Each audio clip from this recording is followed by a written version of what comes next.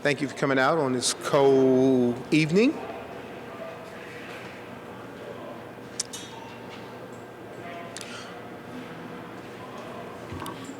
Got an agenda on the table you could kind of follow. We'll probably stick pretty close to that. We didn't know how many folks were going to come out. Hey, Dave, come over here. We didn't know how many folks were going to come out, but we may have longer to speak in our opportunity to share. I want to first thank you on behalf of our great city, and the person to do that for us all is our Vice Mayor. Will you help me welcome our Vice Mayor, Mr. David Briley?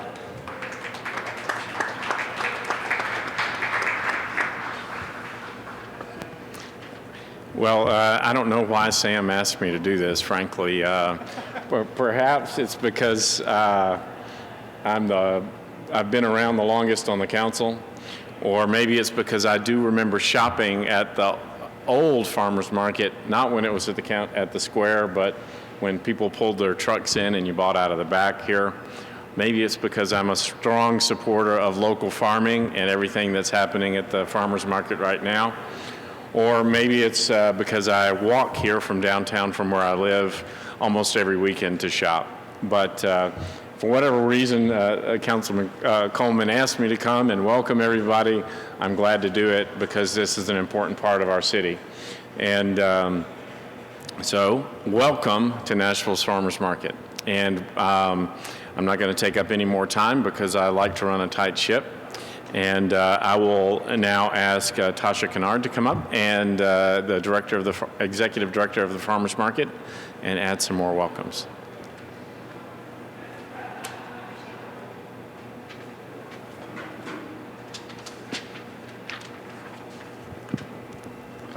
Thank you, Vice Mayor. And for Chairman Coleman, I just want to thank everybody for coming out tonight. Members of our community, very familiar faces out here. We have a couple merchants as well. Those that are representing city and state government and our board. So our staff, we've got a couple staff members that are here and several more on the way. So again, welcome to the Nashville Farmers Market. And I want to, before I share any more remarks, I do just want to thank Chairman Coleman specifically for rallying this effort and encouraging the Nashville Farmers Market and all the other entities that the Codes Fair and Farmers Market Committee oversees to be great stewards of the public services and have open communication and offer opportunities for people to gather together and express ideas and share concerns and move forward together. So I think that's a really exciting opportunity that this new council body is presenting to the community, and I look forward to working with them. As our community and our market continues to grow and improve our program, we do just want to reiterate that we're very committed to community engagement. And tonight is the second community listening session that we've hosted at the market since November of 2015. We'll be continuing to offer community engagement opportunities over the course of the next 18 to 24 months because we've got some really exciting opportunities ahead of us. And so with that said, I would like to turn it over to Councilman Freddie O'Connell to continue some introductions.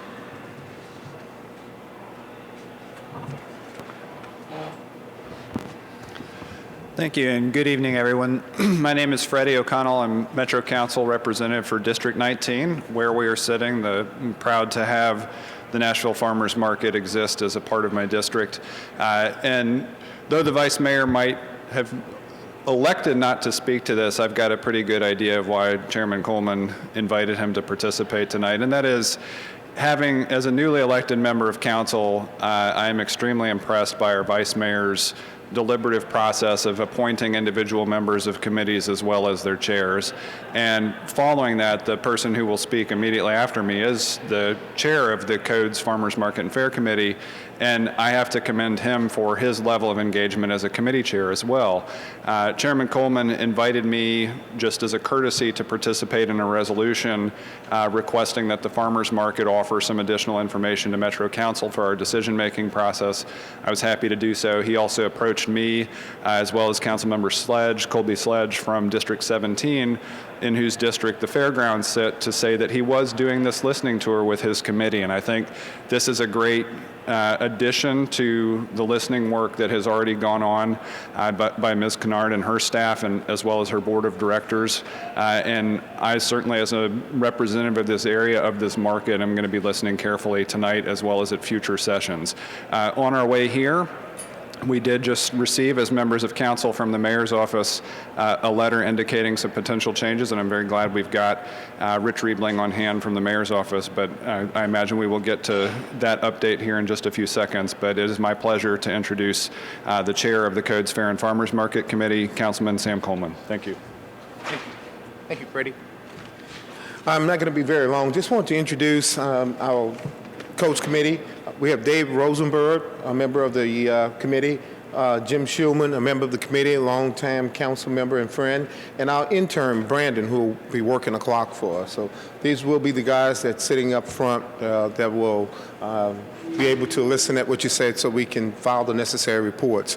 Without further ado, I'd like to bring up Mr. Rich Riebling. Mr. Riebling and myself and members from the mayor's staff had an opportunity to talk. I'm very excited about what he's going to tell us. I think there are some good plans in the future, and after a while, after it's all said and done, for the next hour and 20 minutes, you'll have a chance to step up to the microphone and share your concern. But without further ado, would you help me welcome Mr. Rich Riebling? Thanks, Rich.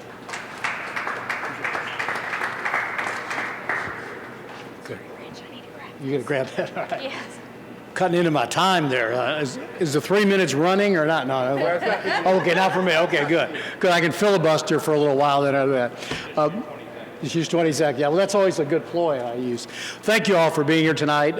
As Sam said, I come here from the mayor's office, and I want to also introduce John Hull, who is Assistant Commissioner with the State of Tennessee Department of General Services, and I want to talk a little bit tonight together about sort of a new opportunity at the market and this property, and sort of a continuation of what I consider a really outstanding partnership between the city and the state for the overall redevelopment of sort of this whole area, the Bicentennial Mall area. Without the state's cooperation, First Tennessee Ballpark, just a block or so away, would never have happened. And so we feel like we have, the administration, the city has a great relationship and a partner with the state, and sort of what we're going to talk about for a few minutes today is sort of embellish of that.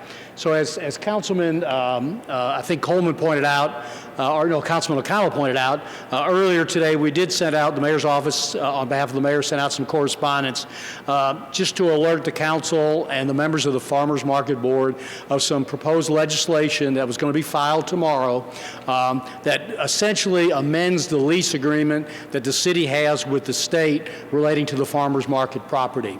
As you may or may not know, this land is actually owned by the state, and the city leases it for the farmers market purposes under a many-year lease. I'm not sure, John, how long it is? It's a total of a 60-year lease. 60-year lease, so it's a long-term lease. And so what you also probably have read about is in coming months, the state has a very exciting new project also for this area called the new State Museum. And John's going to talk to you about that in a few minutes and give you a few details about that. But the purpose why I'm here really is because of the state's needs to build a museum and the need for some additional space. I've worked out an arrangement over the past several weeks, which again we file with the council tomorrow, which essentially amends the lease with the state and takes the north portion of the property where the north sheds are and reverts that back to the state. And in return, the city is going to receive $4 million for that property, for basically giving up its lease rights to that property. What's important from the market's perspective is that $4 million is going back into the market. It's not going to be used for any other city purpose. But what we have talked to the staff of the market with is taking about $3 million and using that for improvements to the facilities, both the market house and the north shed and the south shed rather, and then about $1 million of it would be set aside for some operating losses, operating reserve, because as you can imagine, during the transition of construction and renovation here and the loss of some income from the north sheds, the business model for the market is going to have to undergo a little bit of a change. And while they're working on that, we'll have some operating reserves to help supplement the budget to not dip into the other revenues of the city. A couple points for your consideration is you need to understand that, again, this has been a partnership discussion with the state. The state has the right to cancel the lease at any time. So the state could come in tomorrow and give us notice and say, we want the farmers market gone, and then it would just be a matter of negotiating over the price. That exists in the lease agreement today. And so what we're doing, instead of, we determined that it's in our interest, the mayor's interest, we want the market to remain, and we want the market to remain strong. And John may address this, but in the new museum design, there's no food court, there's no food outlets in the new museum, and so I view this as an opportunity for new customers and new business opportunities for the market itself. Excuse me? Well, Mr. Hull will talk about the State Museum here in a moment.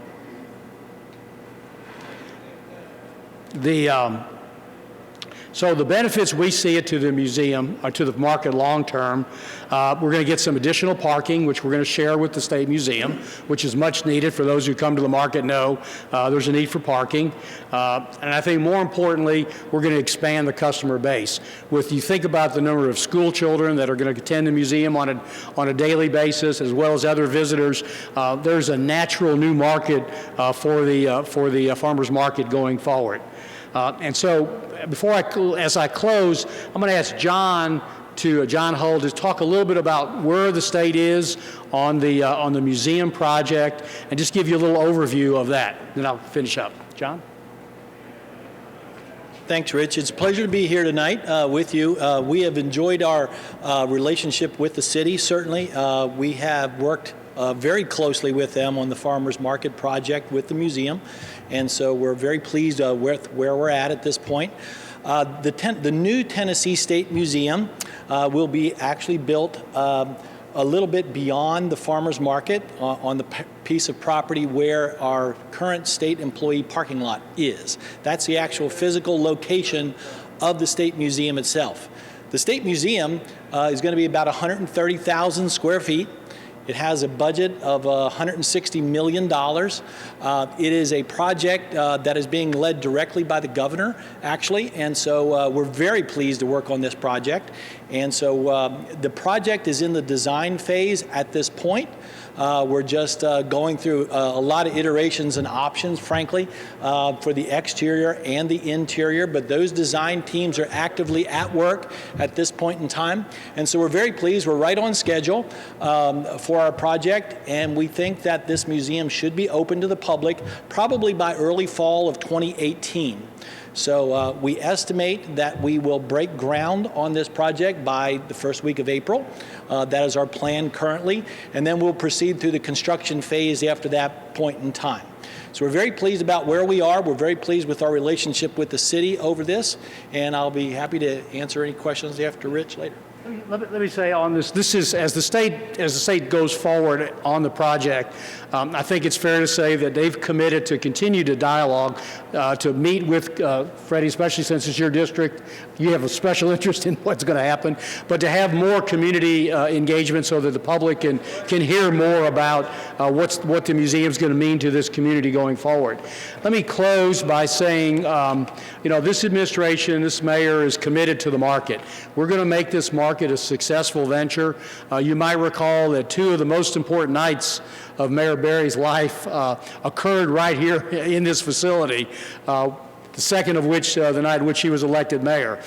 So she has a deep, abiding love of this facility, and everything we're going to do going forward is designed to commit to make this market even more important to the community and sustainable for the long term, along with the staff. So, Councilman, thank you for having this meeting and this community opportunity, and we will stay around for a little bit to answer some questions as you go forward. Thank you. Thank you. Okay. I want to give you an opportunity to speak tonight, but I just want to say briefly how this initiative started was that for most of us on the campaign trail, we heard a lot from the public, whether we ran at large or in the district. Most of the people that we ran into wanted to know what's going to happen to the farmers market, what's the future going forward, and can you assure us, Mr. Candidate for office, that you're going to work in the community's best interest? So when we got to our codes committee and I became chair, I reminded the committee what we heard from our neighbors, and we set out to have a listening tour, both of the farmers market and the fairground. So tonight is that night for the public to step up and share with the council, the people that will represent you on a day-to-day basis in conjunction with the mayor's office to let you know what the future of the farmers market is going to be going forward. So having said that, we've set up a camera, we've set up a microphone, and we ask that you come in your own way and speak for 3 minutes. You can go on a little bit further since we don't have as many people, but we would like to hear from the public because this is a listening tour. We're setting out to listen from the public. This is not a bully pulpit for the council. We have our opportunity to speak. We want to be able to tell Mayor Berry when we file our report, this is the concern of our neighbors. So having said that, I want to invite you to the microphone to share your opinion, and you can speak on the subject of the farmers market. So having said that, the microphone is yours. You're the public. Please take advantage of it.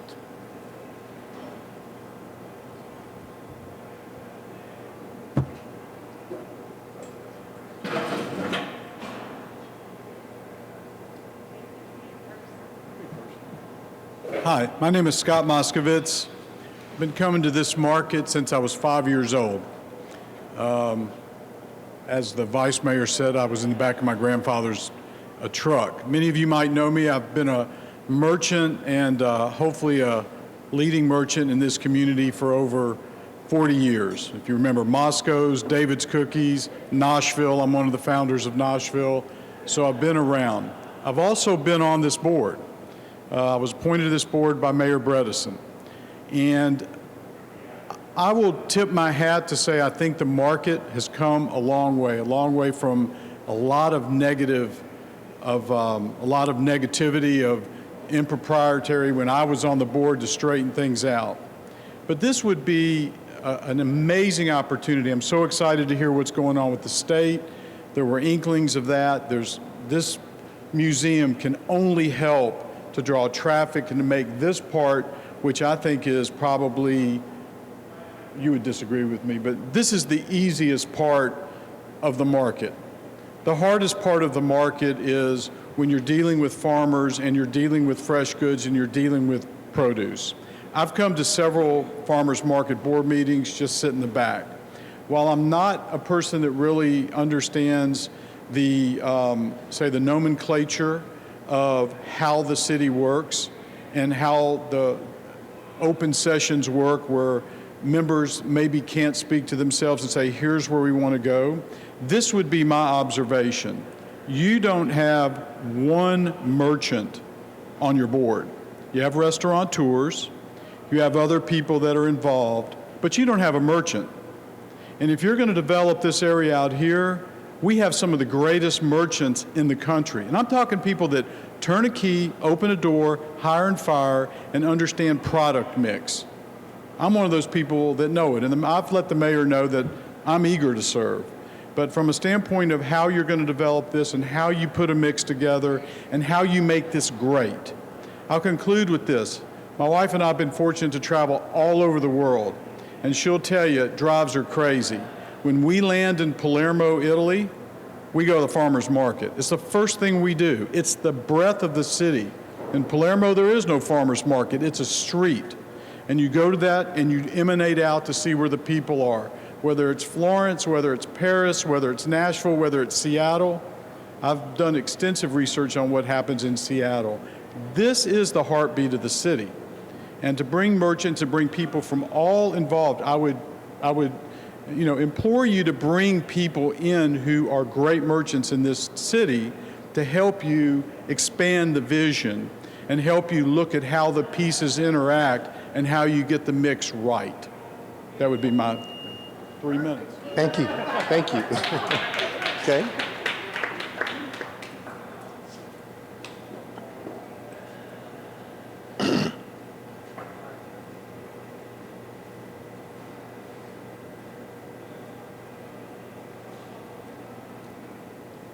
Hello. I'm a yellow dog Democrat, which means I would rather vote for a yellow dog than a Republican. Let's keep it simple. Nashville is totally losing its character. Big bucks are stealing Nashville of its character. You know, you might as well be the boardwalk in Atlantic City. Let farmers market be farmers market. Leave it alone. Thank you. If it ain't broke, don't fix it. Thank you. Next.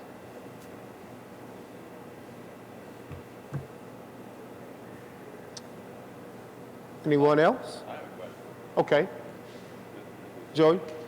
Yeah, I was curious if Tasha could talk about the impact of losing those sheds to the day-to-day operations of the farmers market. Where are you going to farm? Then you got to build another farm. Go ahead. Yes. Okay, so just in case people didn't hear whatever, most of your questions, can you say it one more time, loudly? Yeah, that would be great. I just don't want to misrepresent your question. Yeah, Joey Garrison. I just was curious if you could address kind of the impact of potentially losing those sheds and sort of what takes place there right now and how you would do things differently if this comes to fruition. I appreciate you asking that question, Joey. So that's been on the minds of our staff quite a bit lately as we've been trying to navigate this and determine what our go-forward plan is going to be. We're also in the process of preparing for next year's budget cycle. So as you might imagine, we need to answer those questions really quickly. So the really good news that I want to share is that we're working on what I'm calling a migration plan of how we take the merchant community that has been participating on the north side of the market, that's craft, flea, and special events, and integrate them into the South Shed area to create a diverse, eclectic mix of a merchant community. We're very challenged by doing that because of the amount of space we're going to have available to us. But we're kind of going back to the drawing board on that. We're looking at the amount of space that the two sheds offer us, as well as the space outside of the sheds on the south side of the property, so that we can offer anyone who has been retailing at the market, we can offer them a potential new home on the south side. So we're committed to that. We're continuing to work on what that plan looks like. And when that plan is ready to be shared with the public, it'll be shared at a board meeting and then again at another community engagement meeting and a merchant meeting. Would you have space for everything that currently takes place here at the farmers market? I mean, for some of the vendors that you currently have for those things you mentioned not be able to do that? We would have space, it just might not be the same amount of square footage. So we currently lease very large spaces that are often too hard for the merchants to fill. So we may have to shrink the amount of space that we make available. Did that answer your question? Yeah. Thank you. Did you have anything else? No. No, okay. I think that's Okay. Jim? Yeah, Jim Schulman, I'm a Metro Councilman. Mr. Moskowitz, another question for you. So I look at the farmers market the same way you do in terms of a central gathering place and some place that people from all over the country want to come and participate in. So under the former director, always wanted to put a giant chess, like not a chess set, but something on the ground where you had giant movable pieces, because I saw that once when I was traveling around the world. And I saw that, and there were people would bring their lunch, and people would be playing chess right in the middle of a big giant marketplace. So I don't know if you do chess or checkers or whatever, but I guess the idea is, give me 2 ideas that you would suggest to make this into something that, as you travel around the world and see different places and stop at farmers markets, what would you do here that's really kind of outside the box thinking to make it into a place where people talk about it and show up? So, and you may want to come back to the microphone. Here. Well, just for purposes of the camera, you may have to talk here. This would maybe rankle a few people, but I have always had an aversion to the flea market and looking at that merchandise. And I've said, as you have less space, then the space needs to be more focused on what a general merchandising and marketing attitude is. You wouldn't put another Jamaican restaurant in here. You've got a great one. You probably wouldn't put another ice cream shop in here. You've got a phenomenal one. You've got a great beer garden. You can go on and on. But when you look at what we have an opportunity to do in this shed, it's like, look at the product mix. And I don't have, all of the ideas, but I think from a standpoint of, I know there's been discussion about anchor tenants, and I think that's a phenomenal idea. I think this is a food venue. That's what a farmer's market is in many, many ways. That doesn't mean there can't be another merchandising scheme to it, but I think a grand plan of saying, what are the pieces missing? People come down here to shop. And while it may be a little bit inconsiderate that you look at a flea market type situation, I look at this as a more of a Middle Tennessee eclectic mix of product.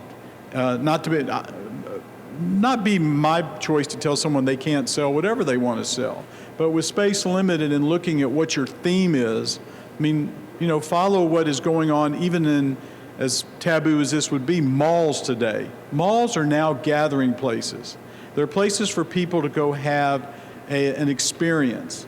This has so much phenomenal ability to be an experience. So what I was saying is, I don't have all the ideas, but I look at maybe different segments of people that are in business doing hand-to-hand combat every day. I'm a little bit over the hill. I'm not doing it like I once did.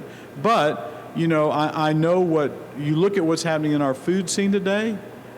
People are coming here to dine in Nashville. Never in my life did I think I would see that.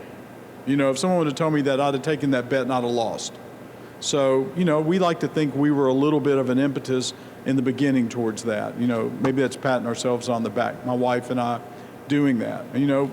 So what I say is, it's about the theme. It's about the whole overview. It's the whole umbrella of what it is. And, I invite you to, maybe it's not board members, maybe it's an outside committee appointed that says, here are the people that are come and bring ideas and say, here's the way the mix needs to work.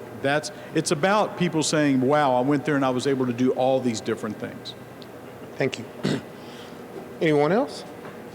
Thank you. Well, Tasha, one of the things that I particularly heard throughout my campaign journey was the change in the farmers market, in that the local producers of fruit and vegetables were no longer to sell here because the board changed the direction, in that if you didn't grow products here in Davidson County, then you would not be welcome at the farmers market as a producer.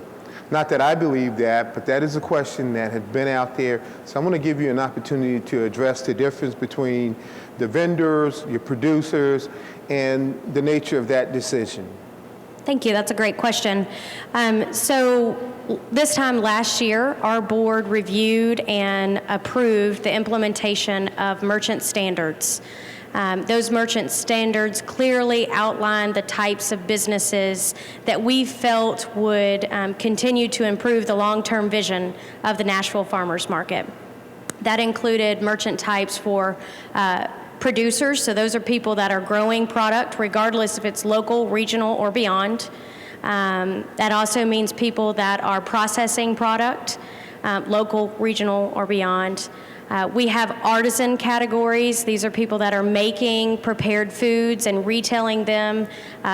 You often see them here behind a 6-foot table retailing their jams, jellies, pimento cheese, juices, tamales.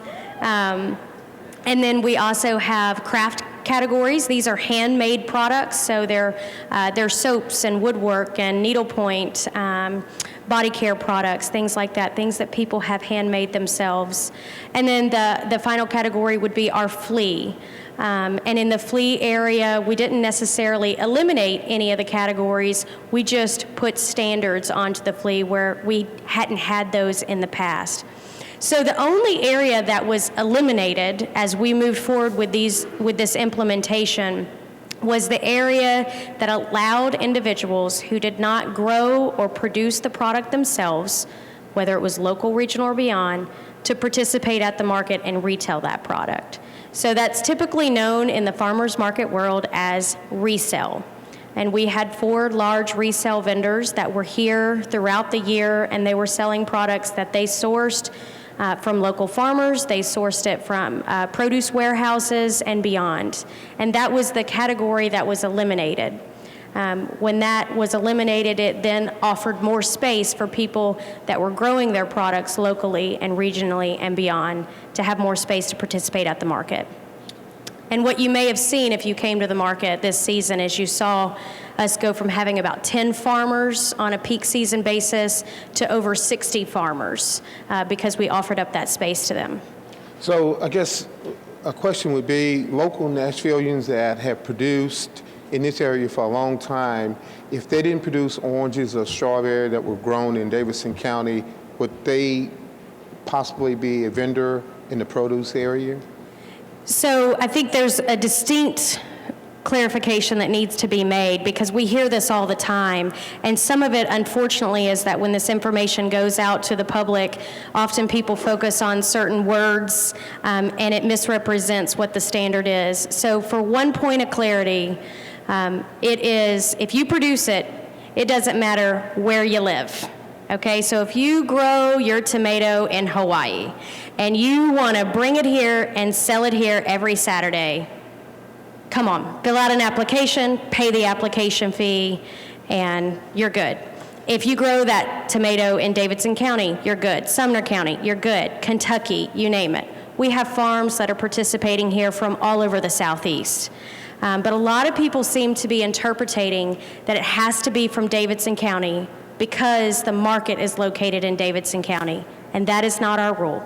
What you'll see as you go through is the merchant community is encouraged to display signage that we provide to them on their product table that says whether their product is local, regional, or beyond.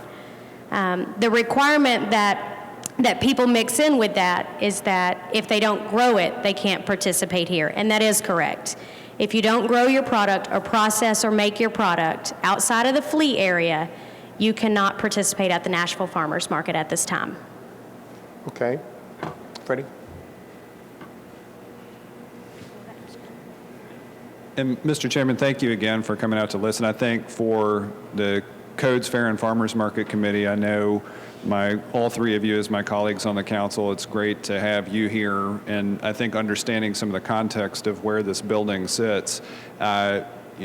This has not always been the home of the Nashville Farmers Market, but it has now been for more than a decade, and it was designed as a part of watching this area of the city that had become somewhat hollowed out over time start to reemerge with the Bicentennial Mall project, the relocation and kind of reinvention of the Nashville Farmers Market. And then I know Rich Riebling has, in bridging 2 mayoral administrations, watched as Sulphur Dell itself as a location for a new ballpark has come online. So we have this amazing stretch of land from Roselle Parks Boulevard to the river bounded by Jefferson Street and James Robertson that we really get to watch reemerge. And so if people have not been tracking carefully what's been happening with the State Museum, that's going to amount to a 9-figure capital investment in this corridor, in addition to the 7 figures that it sounds like could be reinvested into the farmers market. So that's really an opportunity for this corridor of Roselle Parks and Jefferson, but also for the broader stretch of land from Rosa to the river. And I hope that we all think creatively and aspirationally about what we can do with that. Thank you. Tasha, if you'll just come back, and any other council members, and I certainly appreciate your explanation on this, and these are Sure. questions that were raised that people wanted to ask but weren't here for whatever reason. Going back to the farmers market, as a lot of people in Nashville knew it, local producers, local people, and I understand the transition. Are we in any way discouraging local Nashvillians in any way not to participate in the farmers market as they once knew it? And I'm giving you this opportunity to clear this myth up that may be out there, not necessarily the committee's Right. ideas. I don't believe that we are. I don't think that our activities or our merchant recruitment activities, our community engagement events would discourage any Nashvillian from participating at the market, whether they wanted to participate and shop here or dine here or support one of the merchants or wanted to become a merchant. We offer a variety of consultation time periods in our office where we will sit down, Jackie, Carolyn, Charles, myself, we will sit down with individuals and try to help them figure out how their business model can fit into the market community here. We reach out through neighborhood groups and through community engagement activities, social media, advertising to try to stay relevant and connect with the folks that support this market. In fact, we have an individual who has recently started a Friends of the Nashville Farmers Market group, and I encourage anyone who's interested in what's going on at the market and wants to help and be a part of a large conversation going on to be a part of that group. You can find it on Facebook. In addition, Jackie and I both have a food security background, and just very candidly, when I got to the market, I felt like it was a real gap for us that we are about food. People come here to shop for food, they come here to eat, and they come here together as a community. And one of the critical pieces that we were missing as a farmer's market, even though we were being nationally recognized and everyone talks about what a great place this is we were not serving the underserved. And so we have spent the last 18 months working side by side with food security advocates and national partners like United Healthcare and AARP Foundation and the USDA and the Tennessee Association of Farmers Markets to lead the charge to get a very significant investment of $6.6 million allocated to farmers markets in Tennessee and Mississippi to incentivize people that use their SNAP card to purchase fresh fruits and vegetables at farmers markets to be able to buy more.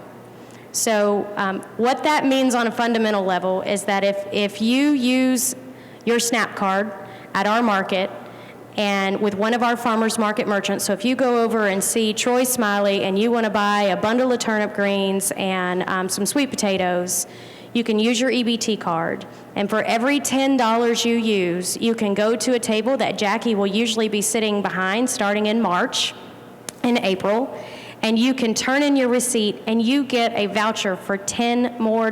Actually, they're tokens, they're $1 tokens. And you can do that as many times as you need to at the market to fill up your pantry at home.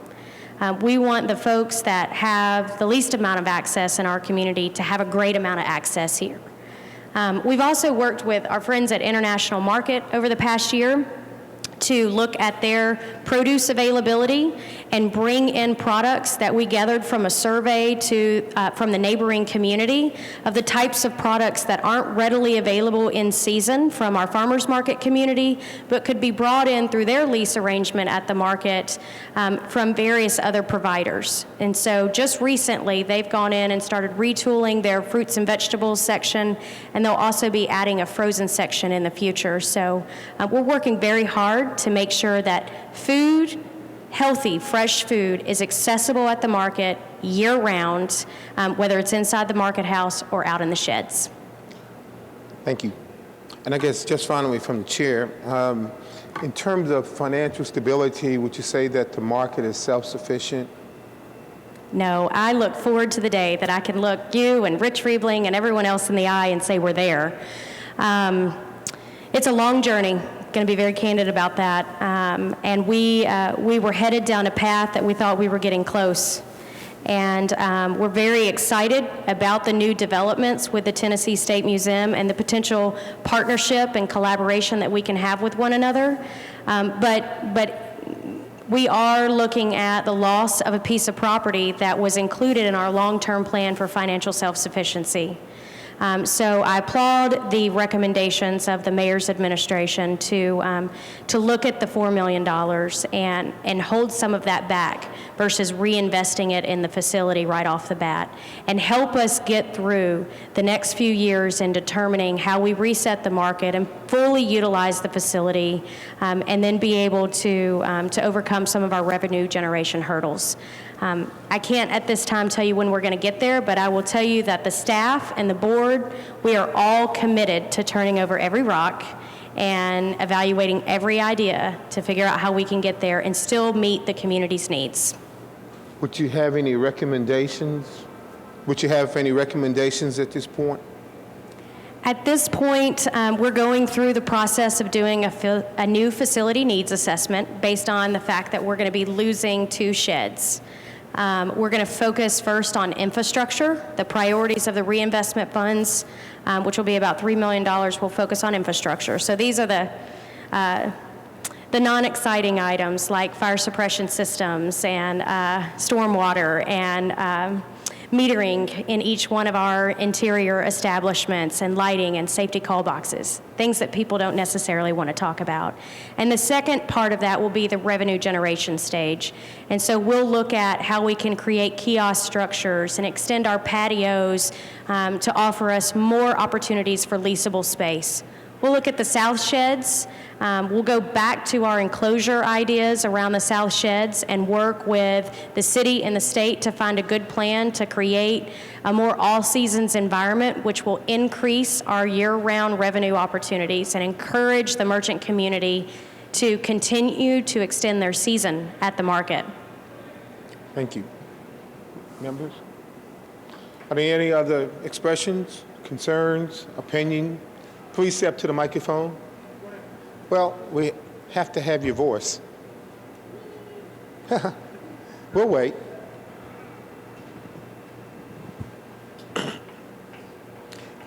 Just hold it, because I can't seem to get it in there. My name is Anita Reisman, and I am a vendor here, Sisterhood of the Tamale. And we just started in November, and it's been fabulous. We love it here. It's like our town. It's a great place. Highly recommend anyone who wants to do this. It's life-changing.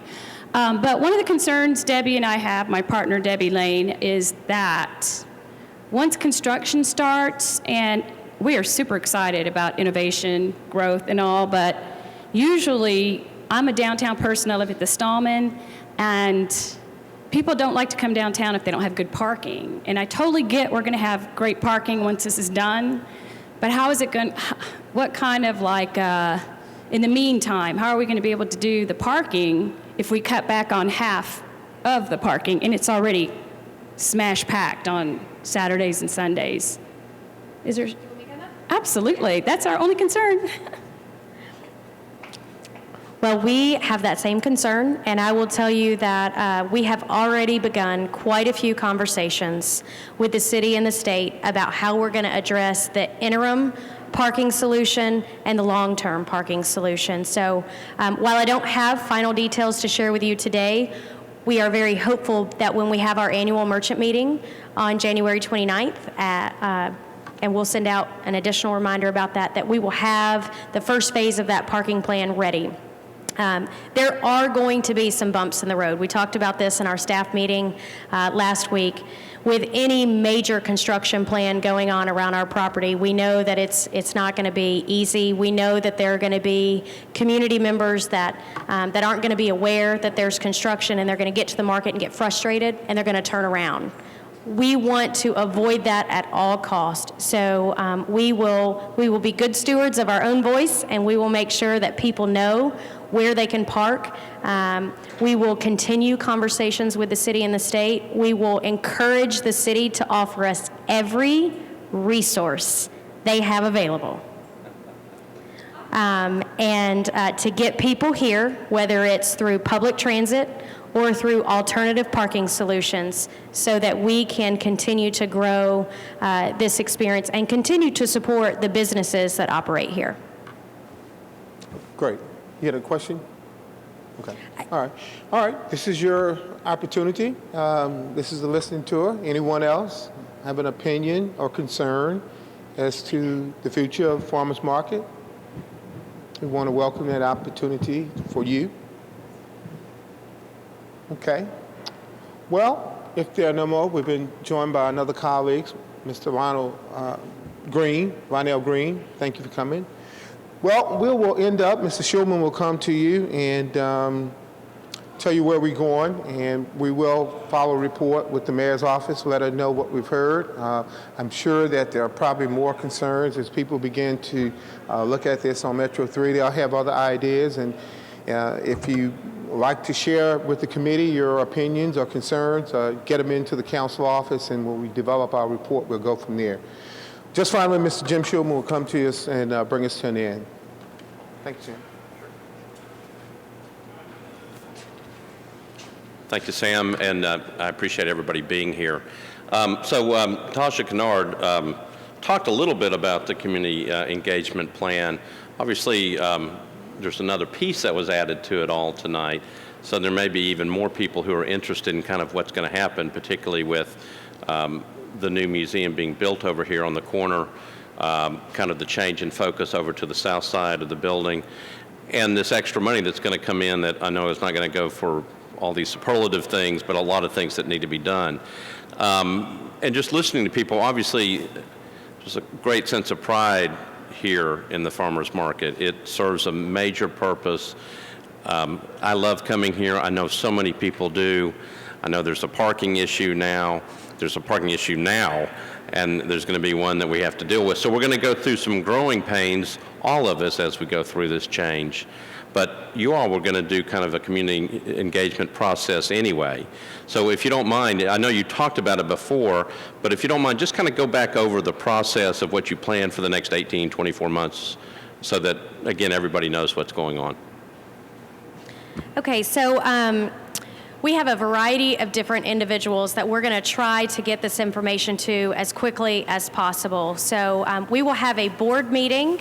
Our board is aware of this. They are aware of the lease amendment, but we will be discussing this at our board meeting on Wednesday, January 27th at 8:30 a.m. Those are always public meetings. We meet on the fourth Wednesday of every single month. The meetings typically start at 9:30, but this one, because we are expecting a little bit more on the agenda, we're starting it at 8:30. Those meetings are always publicly noticed. We have two board members that are here with us tonight that I'm sure if you want to ask them some questions afterwards, feel free to do so. Immediately following that board meeting on the 29th, we will have our annual merchant meeting. Our annual merchant meeting is the time that we typically share any updates with our merchants that might affect their businesses at the market. So that'll take place on the 29th. We have notified our merchants of that meeting since late November. We'll continue to notify them of that as well. Following that, in February, we will have a third listening session at the Nashville Farmers Market. And I got to be honest with you, I hope that one day when we do one of these listening sessions, we fill up the room. I think that's a good goal, that we've got so many stakeholders that are excited and interested in what's going on at the market that they come and they know that they will be heard. That is our goal. We want you to be heard. So I encourage your participation when we have that meeting in February. We will announce that. It'll most likely be around the 3rd week in February. And then we will go back to our 4th Wednesday of every month board meeting and share the feedback with our board. And we will continue that process on a quarterly basis over the next 18 to 24 months of having community engagement sessions followed immediately by a board meeting. And we'll openly share that information with the Codes Fair and Farmers Market Committee. We will continue to work with Metro 3 to get them out as many of these events as possible, and they have the resources to cover. In addition, we've got our Friends of the Nashville Farmers Market group that'll continue to offer opportunities for people to get engaged outside of meetings. So with that said, that is our plan right now. I think that we are only as strong as our community supports us to be. And so I really encourage you to keep coming back, keep asking great questions, and keep encouraging us to do more. So, Tasha, let me ask you actually 2 questions. If people want to come to the listening session, and I know it hasn't been exactly set at this point in February, how do they find out? They find out because we treat those listening sessions as public meetings. Okay, because so where would you put the notice? Where, if somebody wanted to find out when and where, what should they be looking for? Nashville.gov is the #1 resource for all city public meetings, so you can go there and look at any meeting that's taking place at any given time. Secondly, I would go to the NashvilleFarmersMarket.org website, or I would follow us on Facebook or Twitter, because we're going to hit all of those different areas. A new thing that we just started doing is we also post those public meetings on Nextdoor, and that covers the Capital District as well. So we're trying to get more of our business community members engaged. Just a suggestion, and obviously you don't have to follow it, but you know, when I come down here during lunch, I mean, the place is packed. Yes. So obviously everybody has to come through one of these doors. You may want to think about putting it on the notice, and even with some type of signage right in the middle, so people really can't miss it, because part of your constituency is here every day. That is a great idea, and we are going to take you up on that one. So thank you. And then one other suggestion, for people who can't come to one of these meetings, obviously this is Nashville's farmers market, so there's a lot of people who really like it, utilize it, but may not be able to come to a listening meeting or a listening tour. Is there another way, if they want to get information to you, they've got a great idea that they just want to share because they've seen it someplace else, or they're concerned about something, or they see something that they want to get some information to you? Is there a place for them to leave a message? Should they send it to your email? What's the best way to do that? So the best way for us to completely gather and understand your concern, your idea, and be able to contact you back is to email farmersmarket@nashville.gov. That email is available on our website and on all of our social media accounts. It's farmersmarket@nashville.gov. That helps us get back in touch with you as quickly as possible. If you're not an email fan, that's okay. Call the office 615-880-2001 and ask to speak with Carolyn, and she will get me on the phone with you as quickly as possible. Or she'll set up a meeting for us to meet in person. So, you know, it's really about finding the best way for you to get in touch with us, and we will do our best to get back in touch with you. We have staff here 7 days a week, so feel free if you can't find a staff member. We also have security officers. You may see them here tonight. A lot of people try to share information with our security officers, and they're really good about locating a staff member and letting us address that community member's need at that time. Great. So I believe that's it. Council members, anything? Any additional comments? Well, on behalf of the Codes Committee, we certainly appreciate everyone being here. I know it's a cold evening outside. We don't know what's going to happen tomorrow in terms of the snow, but we appreciate people coming down. I know that we have another listening tour next week, next Tuesday night at the the fairgrounds at 6 p.m. at Wilson Hall. People are invited to come to that as well. And I would encourage people, if they have comments, not only even after the news tonight with the new State Museum, but also just overall, this is a great place. It's a great place to come. It's a great place to come get food. Love what you're doing with, dealing with food insecurity. Great ideas coming down here. If you've got ideas, if you want to be a part of it, participate and come and let people know what you think. So with that, unless there's any additional comments, seeing none, I think we stand adjourned. Thank you.